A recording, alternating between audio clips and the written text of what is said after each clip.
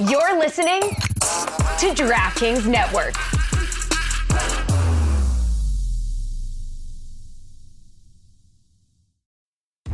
Hey DraftKings fans, are you ready to elevate your game day snacking experience? This college football season, we're feeling the cheesiest with Cheez-It. That's right, delicious Cheez-It crackers not only satisfy your snack cravings for game day excitement, but they are also amplifying your football watching experience with a new daily fantasy sports game. Best of all, since Cheez-Its is made with 100% real cheese, the game is 100% free to play with a chance of winning real cash. Be sure to carefully select your favorite Cheez-It flavor to snack on. White cheddar, extra toasty, or maybe you're an OG fan, while you select your weekly players for college football's cheesiest challenge all season long. So snack and play like a champ with Cheez-It. Age and eligibility restrictions apply. Void where prohibited. See DraftKings.com/Cheez-It for full details.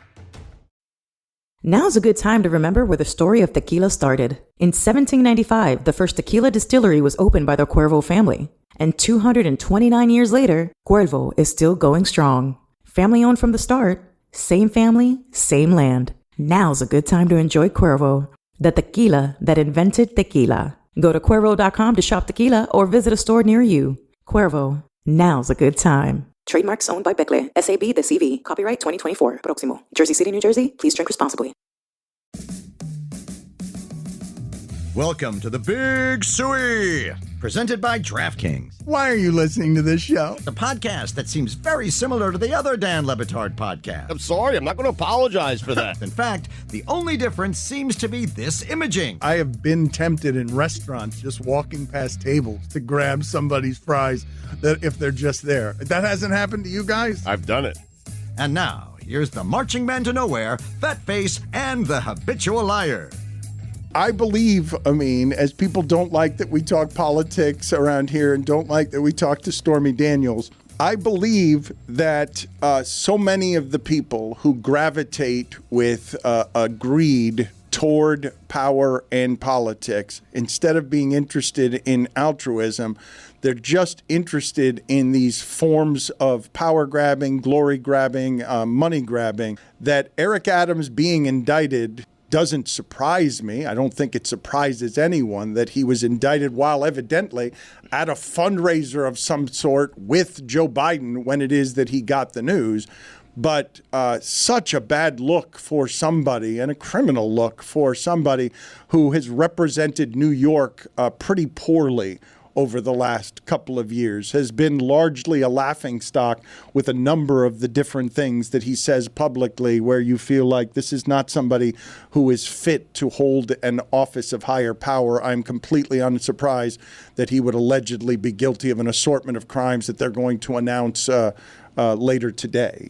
Yeah, the story that I read yesterday, so obviously they did not have the full we don't know what the charges are. Those are coming in a little bit. But the story I read was that it is in part tied to accepting money from the Turkish government, which is, that levels it up from, the ridiculous initial rumors were he's in the Diddy videos, he's in the Diddy freak-off videos, and that's why, he's been uncovered for that. To, I was like, wait a sec, there's nothing to connect these two things together, which, by the way, has been happening a ton. Anything that too much, I would say. I'm uncomfortable with you even mentioning it here but I'm not. How much it's happening. I'm not doing it flippantly. I'm saying this is happening with any famous person who's getting into any sort of hot water right now. Is people are rushing to make a link to what's happening to Sean Combs because clearly they saw something on the video or whatever, which is ridiculous. But when I did the digging, I was like, oh. In many ways, this might be a lot worse for him because if you're talking about things about money from overseas influencing American politics, that's one of those things that it begins with an S and ends with an IAJ. You've compromised. That doesn't begin with an S. What, S? Begins with an E. It begins with an E. It's the syllable, guys. Come on. The S. Sound, it begins with an S. Well, I would let's say, go, guys. Let's get it together. IAJ is not a letter either. It begins with an E, though. Once you say once the syllable you're using is S and it's also a letter, you understand how that would be confusing, right? You understand how you need to go E there, do you not? No, I think the sound ends and the sound begins, and so espionage. I think it would have been more efficient to just say espionage. No, don't say it. You can't say it. No one in the world says it starts with and then uses the syllable. What? You use the letter. Well, I'm in this world, and I did it, so... And that's why we were confused. Well, guess what? A little less confused now, aren't we? Very good. We will have the charges here at some point during the show, what it is. And we're going to talk to Pablo Torre, proud New Yorker, about this in a second. But in the interim, just so that if you're unfamiliar with the work of Eric Adams, let's just show how he would suggest to parents to find drugs in the room of one of your children. You can look in a jewelry box. A jewelry box of this nature, maybe a simple jewelry box, but if you look through it closely, you don't know what your child may be hiding. For instance, a gun. Look at picture frames and behind them, cameras. Try to determine what's taking place. Behind a picture frame, you can find bullets. You should always, when your child brings in his popular knapsack with many different locations, look through it to see what exactly is your child carrying in addition to a book. Something simple as a crack pipe. Something simple as a baby doll. Could be just a baby doll, but also it could be a place where you can secrete or hide drugs. Run your hands over the pillows and see if you feel anything that's unusual. Like a pillow like this where the button is a perfect invitation to hide something. And I felt something bumpy. I would reach in, see what it is. Just look to see what's inside your bookcases. It could be more than just books. Perfect place to hide cocaine. I can't believe that video exists. I can't believe that video was made by anybody. It's just wandering around a room, looking inside of things, and then pulling a gun inexplicably out of a pillowcase. I like the casual crack pipe. Just a little crack pipe in So much cocaine. You could find drugs in a crack pipe. Yes, that is a place that you can find some cocaine. Let's also check in. He secreted money there. I don't know. That was weird. I don't know. I would love to secrete money. I know. Michael K. is willing to secrete money to anybody who can prove that he was talking to Brian Cashman. How about this from Eric Adams? When you look at the totality of the year, if you had to describe it, and it's tough to do, in one word, what would that word be, and tell me why? New York. This is a place where every day you wake up, you could experience everything from a plane crashing into our trade center to a person who's celebrating a new business that's open.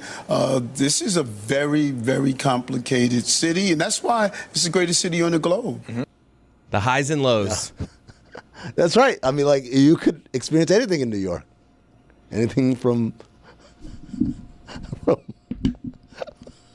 Look at you. Useless. Just fundamentally useless. I'm not useless, but Come on, Amin. I'm trying to exhibit judgment. Just fundamentally. This is what judgment looks like. No, this is not what judgment looks like. I mean, you made it clear. I mean, that's not what judgment looks like. Don't do that. Speaking of judgment, Don't do that. Video, get that down. Video, what are you doing? Come on. This is not what judgment looks like. I mean, where you clearly want to talk, and then I go to you, and you're not saying anything, but you're laughing at the joke in your head. That is not judgment of any kind. It is, because the joke in my head is very poor judgment, Dan. Don't indicate to me that you clearly want to talk, and then when I look at you because you think that you have the line after the video, all you're doing is laughing at how funny and bad your judgment is. Without sharing how funny and bad your judgment is with the audience that's listening. I wasn't laughing at my judgment. I was laughing at the joke. But then when you looked at me with those Dan eyes. You guys ever get in the Dan eyes where you're like, oh, this is my time. And then Dan looks at you, don't you dare fuck this up. I'm like, oh, no, okay. Maybe I was looking at you as you clearly want to talk. Go ahead. And instead, you're just laughing at how bad your judgment is. That's what just happened there. Because he didn't want to make a 9/11 joke, because why would you? But Eric Adams just said to you that when he thinks of New York and they ask for one word to describe New York, he says New York, which is not one word, and then says, first thought, planes fly into the World Trade Center. Not great. Or you can start a business. Celebrating that you started a new business is incredible. It is. It's Dan, you would know. It's really quite the range that I would know. Yes, I would know how to start a business. You can do that anywhere. You can do it in New York as well. But the flying of planes into buildings is not. Why is video? Yes. What are you guys doing? Video. Stop putting up. Like, what are you doing? What? I want the entire. All of them. We've got a penalty. 5 minutes. I'm with you, Dan. Asshole. All of you from the video room, just go sit in the penalty box. Just go sit in there because I don't need your bad judgment and Chris Cody's bad judgment. Get in there. And Amin's bad judgment. I don't need all of these things in the same place. Nope, Jason, you too. Jason, get out of there. Jason, out. Jason, you're not. You oversee everything that's happening there. You're accountable. I will take the consequences of nobody being in that room because I assure you it's better than the judgment that was just shown when everybody was in that room. So nobody in that room is not likely to put up Eric Adams and Diddy together Get out of there. When that is not in any way fair. Wait, how will they switch back now to us? I don't care. We're just going to stare. I don't care. I love that. I don't care. We'll stare at the video room and just leave the empty video room. They don't even have a way to switch over to the video. Tony, you go in there. You want me to do it? You go in there with Carl and you figure out how to put the cameras on the penalty box so that we can see all of those bozos with the bad judgment in the penalty box. This is good. I feel good about this. That is not something that they should have done. Hello, Peacock. Oh my God! I want Tony to go in there and just start pressing buttons. No, I know everything up. So that's your good judgment. Yes, that's what. Look, that's what. Compared to what I was gonna say. Oh, there's some. Oh, look at him stare at it. He seems to know what he's doing there. No, he doesn't. No, he does not. Oh! Wow! Wow! How about that? Take three. I wanted to talk for a second in baseball because, because some of the things happening around the sport are getting dwarfed by everything that Ohtani is doing, which is so ridiculous. I honestly saw a stat the other day that Ohtani had 14 hits in his last 19 at-bats after having a double, and I wasn't sure if they were including the 6 for 6 in Miami because it had been like 4 or 5 days afterward. It might have had a bunch of walks in it as well. But you're talking about a ridiculous level of domination from Ohtani. How about this stat from Sarah Langs? The 10 hardest hit balls by Dodgers in the last decade are all Ohtani hits from this year. No way. All of them. Everything is 116 miles an hour up on exit velocity. So you've got every single Dodger trying to hit every single pitcher as hard as they can, but Ohtani is hitting the baseball harder than anybody on his team in the last decade. All 10 belong to him. He's 9 for his last 10 with runners in scoring position. So as they need wins here down the stretch, yesterday he had a go-ahead hit early in the game and then another go-ahead hit to ultimately help them win the game and stay ahead of the Padres. He also had his 56th stolen base, which tied Ichiro for the most stolen bases by a Japanese player in Major League Baseball. Ichiro, he's also got 53 homers. Dan, let's expand our minds for a second. All right, so we know that Ohtani can pitch. We know that he can hit for power. We know that he can hit for contact. We know that he can steal. What if we took Ohtani and took him to another sport? Right? The Rams need help right now at wide receiver. Do we think that Ohtani could line up as the ex-wide receiver like Cooper Kupp and catch like 90 balls for like 1,500 yards and 12 touchdowns? His name is Shohei Ohtani instead of Puka. That's good. Yeah, no, I like that. Tony, you're so uninterested in baseball that the only way you'll talk about it is by making the best baseball player a football player? But imagine because he's the greatest athlete of all time. Come on. He can do everything, Dan. Imagine him lining up outside, looking up at Matthew Stafford, hitting him, quick slant, 45 yards down the middle for a touchdown. Come on. The most stolen bases Bo Jackson ever had was 26. He's doubled that. Too slow. I will admit, when you say the stat that he has the 10 hardest balls this season, the last whatever year, that's just an indictment on whoever's been hitting for that. Like Justin Turner, what have you been doing? Like Freddie Freeman, like nobody's hit one harder ball than he's hit his top 10. You're now scared about everything that's ball related here, are you not? No, don't try and go to your cheap trick there when you got nothing else. Oh wow! Hell yeah. Tony, you mentioned Cooper Kupp. Is there right now a healthy white wide receiver in the league? Thielen is out. I don't think Hunter Renfrow is playing anywhere. Is Ricky Pearsall getting He got shot. No, he's snaps? out. Lad McConkey still with us? He's a rookie. Is Alec Pierce still running around? I think he's hurt. Somewhere? I think he might be hurt this week. Howdy, folks. It's Mike Ryan. I want to talk to you about the great taste of Miller Lite. Gonna cut right to it today because it's football season, as you know, and there's nothing more American than football and Miller Lite. It's a perfect pairing. I mean, even chefs would agree that this is better than any dish I can cook up. The way that Miller Lite hits your tongue when there's gridiron action happening, there's just nothing like it. And to know that you're holding that beautiful white can is to know that not only are you getting great taste, but you are also getting beer that is less filling. Why don't you join me? Drink this beer while you're watching football and spend less time thinking about what you're drinking and spend more quality time with your friends.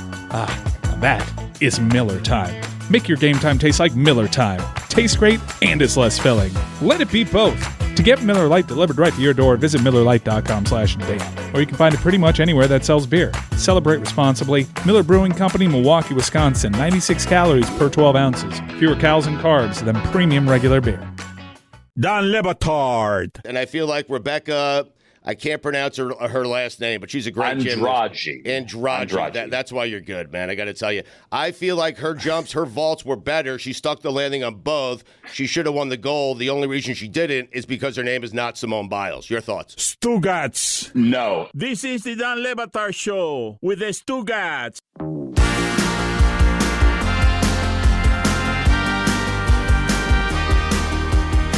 Not long after a young Dan Lebitard discovered Indiana Jones in the movie theaters, at the advent of cable television, got into wrestling because what had been Saturday afternoon programming with Gordon Soley on television that was regional wrestling and would always be a drunk Gordon Soley announcing that some star wrestler was fighting locally against Wild Bill Schneider in the beige trunks from Opelika, Florida, who never won a match.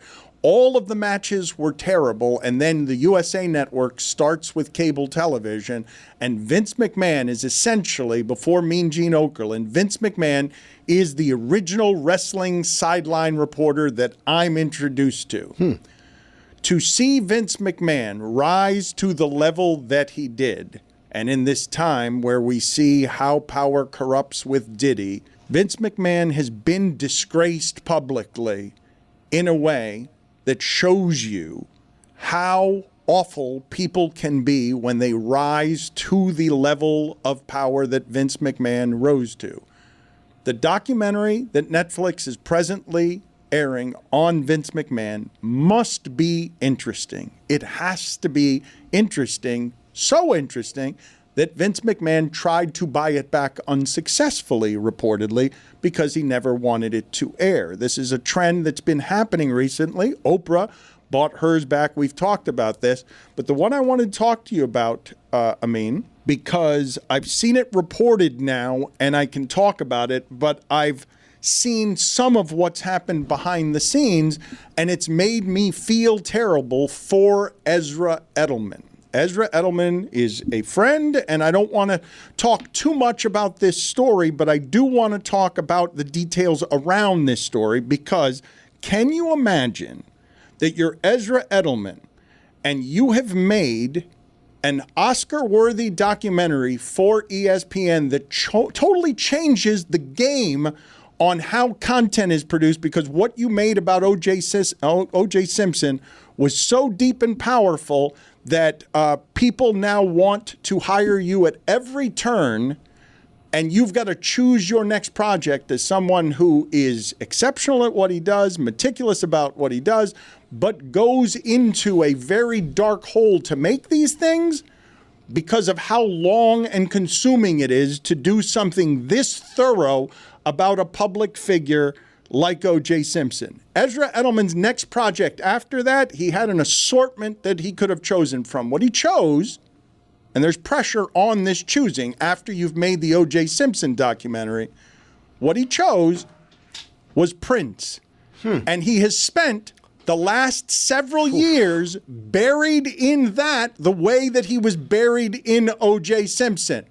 And it will never see the light of day.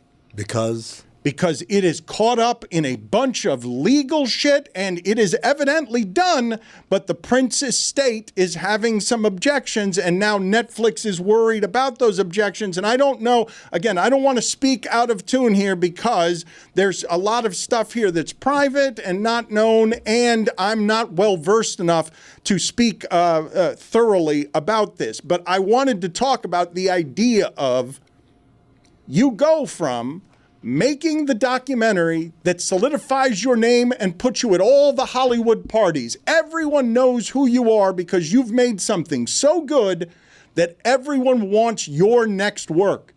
And you have not seen a next work from Ezra Edelman since then because he was very meticulous about the subject that he chose because he knew he had to rise to the level of O.J. Simpson. And everyone listening to this would say, oh my God, that guy going into the mysterious life of Prince to find out everything that there was about Prince and then finding out things that evidently are so dangerous that now it looks like this is caught up in a stream of power that even crushes the ability of somebody who does great work to get that great work in the light because of whatever the fight is around that. So, all right. So let's start with his OJ doc wasn't just Oscar worthy. It was Oscar winning. He won an Oscar for it. It's the first Academy Award ESPN has ever won and the only one to my knowledge.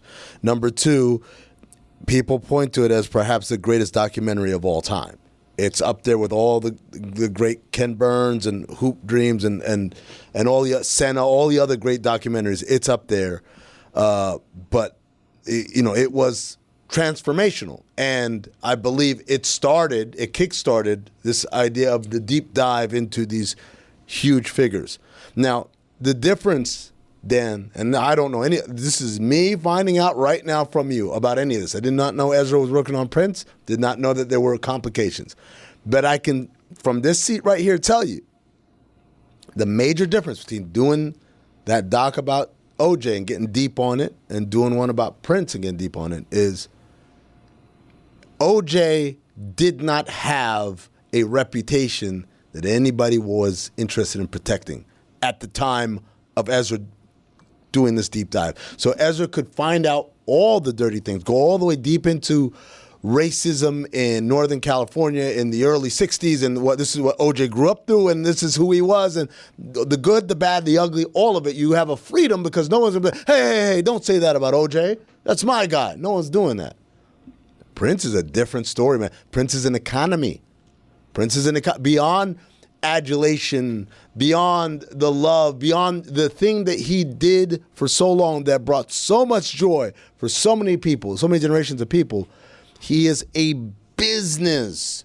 Even in his absence, even in his death, there is a money-making machine, and that money-making machine, for the better part of Prince's life, has kind of kept his reputation above ground. Yes, he's a little, eccentric and all that, but never the kind of bad pub that his contemporary Michael Jackson got, right? Michael Jackson was hit with child molestation allegations and all types of stuff and turned into a sort of a freak show physically right before our eyes. So in many ways, to throw rocks at Michael Jackson, easier. Prince is a business that has been protected and groomed very well out there. And so I can totally see someone like Ezra could say, okay, let's tell the Prince story, and finding a lot of shit that business, forget about the fans, forget other people, that business finds extremely threatening. It goes without saying that Ezra Edelman diving deep, trying to do something like the O.J. Simpson documentary on Prince is going to find out all sorts of things that Prince's mysterious empire would like you not to see. That seems fairly obvious that if he spends time doing this kind of thing, and it's not just time, it's years. It's years doing nothing else. It's years with a carefully chosen project because you know what came before and you know what the expectations are on excellence when you've already made something that is excellent. When Lin-Manuel Miranda made Hamilton, whatever your objections are to Hamilton, I legitimately, because I know Amin's got some objections to Hamilton, I immediately thought to myself, my God, the burden of expectations after you've made that to try and reach that, never mind top it. When you've made the O.J. Simpson documentary, you're going to be super careful, if you're as excellent as Ezra is, about what your next choice is. And then he's done all the work. The documentary's done. It's been done with years of meticulous reporting because this man is unbelievably thorough. To have all of that done and to have it put in a drawer when you've spent years obsessing about it, it really does hurt me on behalf of Ezra Edelman to see it tied up this way. But it also shows me, Amin, and we're going to talk to Pablo about this part in a second, because Anna Wolfe, the reporter in Mississippi who has outed Brett Favre for a series of things, is now having the full weight of power pressed against her in a way that is punishing what looked to me like unimpeachable work. When people get to power, they can crush art and they can crush good work if they get to so much power that they can take out someone as powerful as Ezra Edelman, whose work everybody would want to see because it's universally applauded and on subject matter, I mean, in Prince, that all of us would want to watch, not unlike with Vince McMahon. Oh, it's a great choice. When you were saying he had all these options, what's his next thing? When you said Prince, I'm like, oh, that's perfect. I can't think of a better choice, but it's also the least surprising thing in the world that Prince's estate is putting up a fight on this. Like, with all his, once he passed away and the rights to his music, like, they fight everything. So it's, to my point here is Ezra had to know that of all the subjects out there, this is going to be the toughest one to make. But is Prince's estate bigger and more powerful than Netflix? Like, that's where the push and pull of dynamics are, right? Like, Netflix is one of the most powerful content machines in the world, yet Prince's estate has the opportunity and the power to be like, nah, it's not happening, and that happens. The thing that I'm interested about when power meets power is Vince McMahon tried to buy this Netflix documentary back, reportedly, because he didn't like what was in there. We talked about Oprah Winfrey actually buying the documentary back from Apple because she was an executive producer, and she didn't like where it is that it was headed. And what ends up happening when people in power control the power is that the truth does end up getting obscured. When I get to this story from ESPN.com on Anna Wolfe, you guys, anybody who cares about journalism out there is going to be made uncomfortable by what happens when a small local reporter in Mississippi is trying to advocate for the poorest people in the United States. She does so with reporting that doesn't have, I don't believe, anonymous sources even in it. And now she is being pushed to either reveal her sources when the governor sues for defamation, Mississippi Today, or Brett Favre is out there litigious and powerful people are trying to obscure the truth. You get a tiny little reporter trying to fight on behalf of the best things, having to risk going to jail to protect sources just because of the way the power is being wielded against wanting any of us to see what is the truth, because the truth makes powerful and rich people that uncomfortable. It's shocking to see the details, and if you read the ESPN.com article, it sort of lays everything out. But to see that Anna Wolfe is in this position where the governor didn't even file a lawsuit within the first year of this article being out there, it wasn't until some public comments were made by the person who ran, I believe, the company for the newspaper, that then later on they decided, hey, you used the word embezzlement. That's not what this is. We're going to go after you. And now Anna Wolfe, who's someone who won the Pulitzer Prize for the work that she did on this article, is potentially facing jail time for contempt of court. It's a completely wild story. TD, tutty, in for 6. Touchdowns matter more at DraftKings Sportsbook, an official sportsbook partner of the NFL. Ready to do a touchdown dance of your own? New DraftKings customers bet $5 to get $200 in bonus bets instantly. Score big with DraftKings Sportsbook, the #1 place to bet touchdowns. Download the Sportsbook app and use code DAN. That's code DAN for new customers to get $200 in bonus bets when you bet just $5. Only at DraftKings Sportsbook. The crown is yours. Gambling problem? Call 1-800-GAMBLER. In New York, call 877-8-HOPE-NY or text HOPE-NY 467-369. In Connecticut, help is available for problem gambling. Call 888-789-7777 or visit ccpg.org. Please play responsibly. On behalf of Boot Hill Casino and Resort in Kansas, 21 and over. Age and eligibility varies by jurisdiction. Void in Ontario. Bonus bets expire 168 hours after issuance. For additional terms and responsible gaming resources, see dkng.co/ftball. ABC Thursdays. Welcome back. Grey's Anatomy is all new. Why didn't you tell me you were pregnant? The drama going down Bungee jumping from the bridge as cord snapped. We need all hands on deck. is unbelievable. You think you're God's gift to this hospital? You're just another doctor. My relationship with Catherine is complicated. I'm gonna sue you. Your lawyers know where to find me. You're unbelievable. Grey's Anatomy. All new Thursdays, 10/9 Central on ABC and stream on Hulu. Dan Le Batard. Pablo leads all of podcasting in reading while smiling. If you listen to ESPN Daily, he sounds like he's having the time of his life. Stugotz. Coming up next, I'm going to tell you how the Savannah Bananas are changing. How do you know I'm Savannah Bananas? How do you know I'm smiling? That's how I find my vocal range. Sometimes I just say Savannah Bananas. Savannah Bananas. Yeah. This is the Dan Le Batard Show with the Stugotz.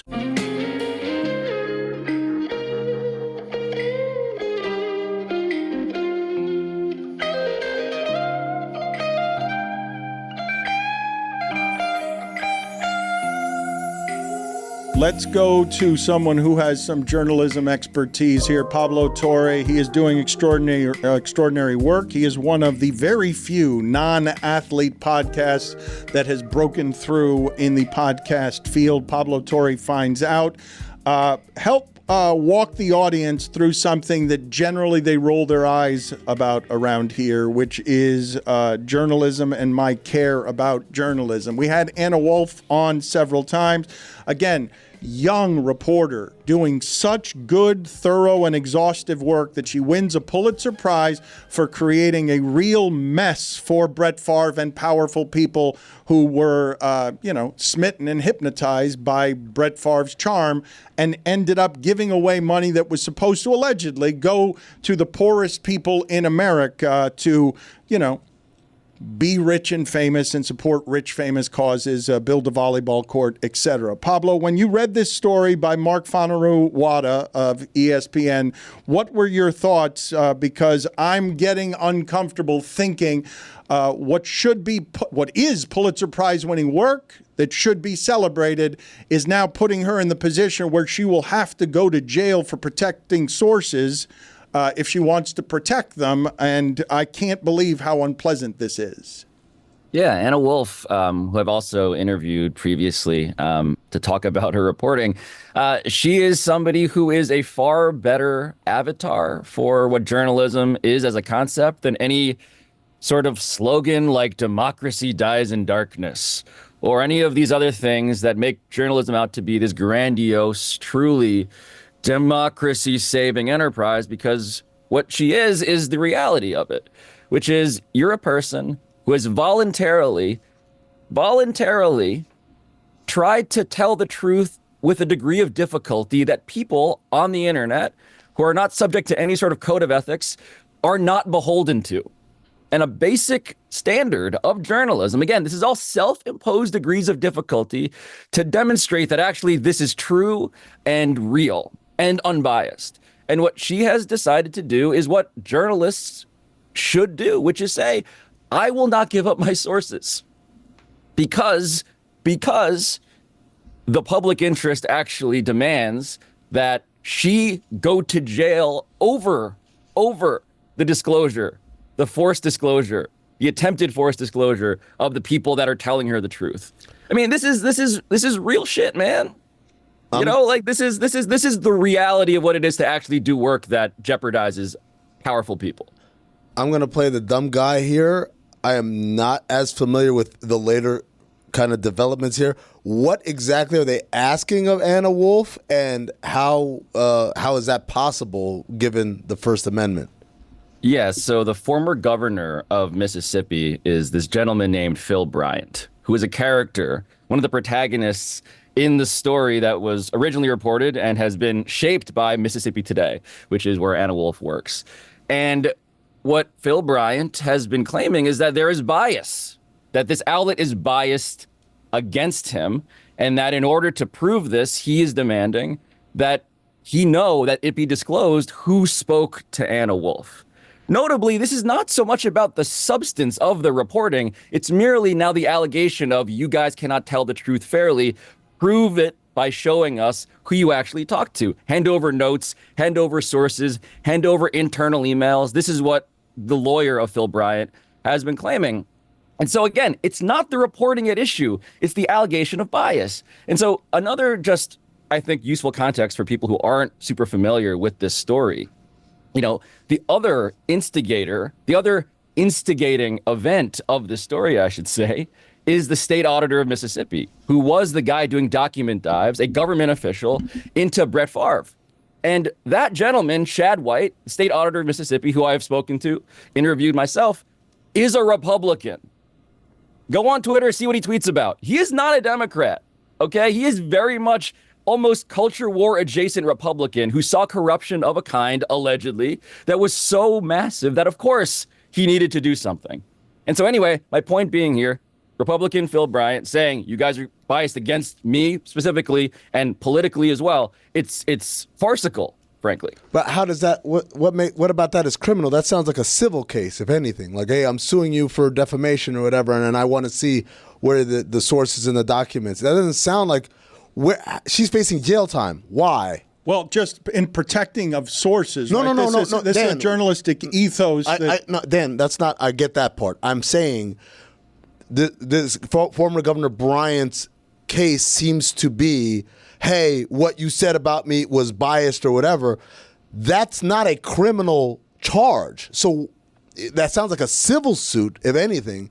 How could she be facing jail time for what is a civil suit is what I'm asking. From what I understand, it is a situation where they want her held in contempt of court for not revealing her sources. That's the problem, is that what they're saying is you need to reveal all of the texts and emails that were exchanged between you and anybody else. We need to know who was having this conversation so we can know exactly how biased you are. And by expressing their First Amendment right of withholding those sources and saying, no, we can't do that, because if we reveal these sources will not want to report to this newspaper anymore. This is damaging journalism. Right. They want her held in contempt of court along with her editors as a result. And in turn, that's where you could end up facing jail time. That's the criminal. Pablo, you were about to say? Yeah, look, I'll just give you a quote. I just pulled it up from the attorney here. I'm getting the full name here. Bill Bryant's attorney's name is Billy Quinn. And he says, quote, I hope the implication is that if you're a reporter and you lie about somebody, this is the lawyer for the governor, former governor in question, you better be ready to defend your lies. And if you cannot, you should understand that there are consequences that go with that. You're not immune to the law. You're not, period, end quote. And so, look, Amin's question is a reasonable one, and it is a First Amendment matter. Like, this is, look, we are at, again, the reason I say this is a better case study for what journalism actually is than all of the, again, admittedly highfalutin sort of sloganeering, is because this is what it means. Hey, you want to do work in which you are trying to serve the public interest of the poorest state in this country, right? The alleged misuse of funds, TANF funds, directed to those people, instead going to someone like Brett Favre, with the involvement, allegedly, of the governor of the state. Shouldn't you have the right as a journalist to protect the people who enabled this truth-telling? And this is one of those, I believe, potentially landmark cases about how we actually operate in this country. This segment is presented by LinkedIn Jobs. Let me read directly from the article. Wolfe and Mississippi Today insist there's nothing inaccurate in their reporting. On Wednesday, the organization received the National Press Club's highest honor for press freedom. Most states in the country, including Mississippi, have recognized at least a limited privilege that protects reporters from being forced to give up confidential sources. Even so, there's no formal shield law in Mississippi, and no case has ever made its way up to the state Supreme Court until now. First Amendment advocates say that without shield law protection, sources would be far less likely to come forward with critical information that serves the public interests. Beyond that, though, and this part is the part that really scares me for journalism, for America, for freedom, and for speaking truth to power. Local reporting is dying everywhere. Local resources are dying everywhere. She has done extraordinary work, and the reward for that is a lot of awards, but now the full weight of money and power falling on her, and I don't know if Mississippi Today and her can handle the full weight and power of that unless they get backing from people who actually want to fight for the First Amendment. And this is where it gets inevitably complicating, right? Because I mentioned that slogan, democracy dies in darkness, which is the Washington Post, of course. And they do great work, no question. But who bought the Washington Post, right? Jeff Bezos. And so the question of like, okay, who's going to fund the actual journalism here at which people are risking jail time over telling the truth? It's hard, man. Mississippi Today, for people who are not familiar either with, again, Mississippi Today, an outlet in the poorest state in the country, is a nonprofit. And that is such a beautiful thing, right? When it comes to, again, the presentation of we are here to do this job for this reason. We are literally not profiting off of it. But anybody who's known anything about how to monetize content on the internet knows what's hard about this. And so you end up hoping for a benevolent billionaire to save you. And look, Dan, you saw this. Dan, you lived this, right? Why did newspapers go away? You go all the way back to the classifieds being eaten by Craigslist. You go all the way back to the ways in which newspapers were not actually selling news so much as they were selling other things that the news wrote on into your mailbox, man. And we have never figured out how to solve that fundamental issue, which you witnessed in real time. Pablo, I think that one of the most concerning things about this to me is that people listening to this and maybe even reading this story do not understand the amount of vetting and exhaustive reporting through public records that she had to do to get this to be accurate and in print. And it is so much easier to just file a lawsuit against her, especially if you can get a bunch of nefarious powers together to try and undermine a nonprofit that's simply trying to do the right thing. She wasn't doing this. She stumbled upon Brett Favre. She's not a sports reporter. Like, she was doing good work that was nonprofit advocacy on behalf of this money needs to get to the poor people.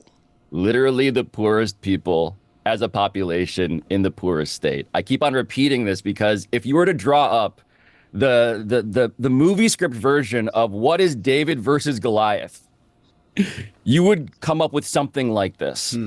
And you are correct, Dan, when it comes to what does it take? Like, so many frustrations sort of cascade upon how we actually talk about this story for me, because people don't respect the institution of journalism to the point where I think it's exhausting to hear a conversation like this about how important journalism is, because of course you can go immediately to the many ways in which journalism has disappointed you, in which a newspaper has disappointed you, right? I've mentioned, and I try to start with democracy dies in darkness being this thing that also makes me feel a little bit of ick, right? Because the promise there is only we can save you, only we have the truth.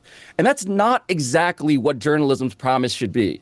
Journalism's promise is not, we are the only people who can tell the truth, and it should not be, we exclusively tell the truth and never make mistakes. It's not that, right? It's not that. It's a bunch of human beings inside an institution called a newsroom with self-imposed standards, degrees of difficulty that are trying to say to you, if we impose this on ourselves, if we can disclose to you as much as we can about how hard it is to do this work and the ethical standards we impose that nobody on the internet otherwise is beholden to, then maybe we will have the credibility such that when we're trying to save the poorest people in the poorest state, you might believe us, even if we're being sued by NFL stars and former governors.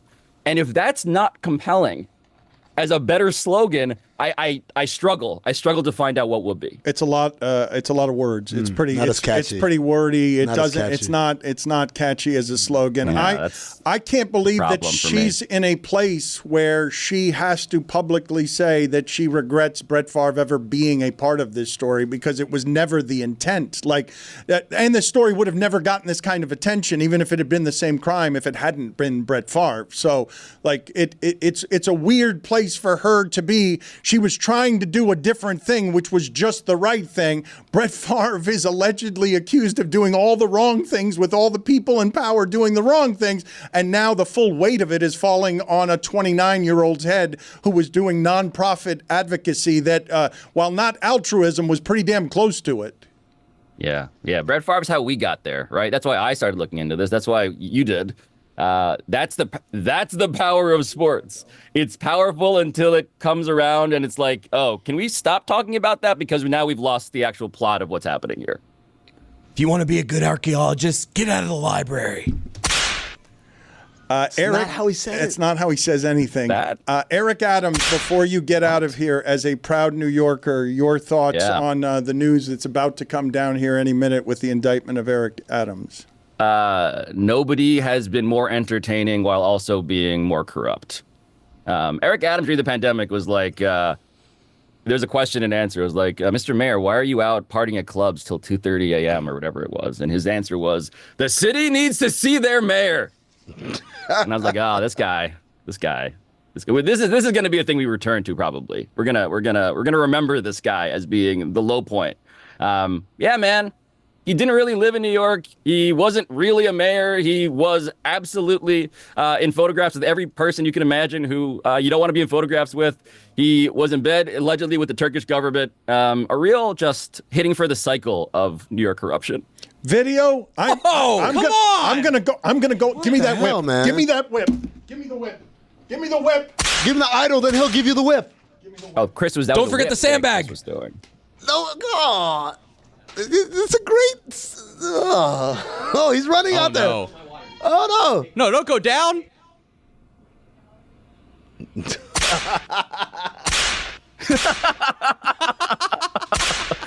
This feels, if we had HR, this would feel like a real problem. I'm just That's glad why no they one said no blacks to in the there. whip. Howdy, folks. It's Mike Ryan. I want to talk to you about the great taste of Miller Lite. Gonna cut right to it today because it's football season, as you know, and there's nothing more American than football and Miller Lite. It's a perfect pairing. I mean, even chefs would agree that this is better than any dish I can cook up. The way that Miller Lite hits your tongue when there's gridiron action happening, there's just nothing like it. And to know that you're holding that beautiful white can is to know that not only are you getting great taste, but you're also getting beer that is less filling. Why don't you join me? Drink this beer while you're watching football and spend less time thinking about what you're drinking and spend more quality time with your friends. That is Miller time. Make your game time taste like Miller time. Tastes great and is less filling. Let it be both. To get Miller Lite delivered right to your door, visit MillerLite.com/Dan. Or you can find it pretty much anywhere that sells beer. Celebrate responsibly. Miller Brewing Company, Milwaukee, Wisconsin. 96 calories per 12 ounces. Fewer calories and carbs than premium regular beer. Now's a good time to remember where the story of tequila started. In 1795, the first tequila distillery was opened by the Cuervo family. And 229 years later, Cuervo is still going strong. Family owned from the start, same family, same land. Now's a good time to enjoy Cuervo, the tequila that invented tequila. Go to Cuervo.com to shop tequila or visit a store near you. Cuervo, now's a good time. Trademarks owned by Becle, SAB, the CV. Copyright 2024. Próximo. Jersey City, New Jersey. Please drink responsibly.